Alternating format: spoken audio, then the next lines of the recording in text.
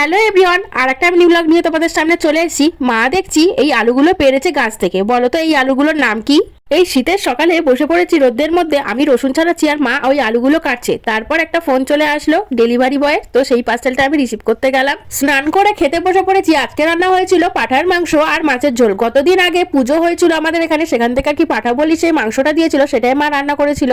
শীতের দুপুরে ধোয়া ওঠা ভাত আর এদিকে কচি পাঠার ঝোল খেতে যা অসাধারণ লাগলো। তারপরে খাওয়া দাওয়া করে বেরিয়ে পড়লাম হচ্ছে হসপিটালে যাওয়ার উদ্দেশ্যে। আর এই যেতে যেতে তোমাদেরকে এই কলেজটাও দেখিয়ে দিলাম। কথা বলতে বলতে হসপিটালে পৌঁছে গেলাম। চলো যাই, চলো ভিতরে যাই। আর পাশে বাড়ি দিদিকে নিয়ে এসেছিলাম, সে টিকিট কাউন্টারে দাঁড়িয়ে আছে, টিকিট করছে। আর আমাদের ডাক্তার দেখানো কিন্তু কমপ্লিট হয়ে গেছে। আর দেখো গাছ দিয়ে কি সুন্দর হসপিটালটার নাম লিখেছে, তাহিরিয়া হসপিটাল। কত সুন্দর লাগছে না দেখতে?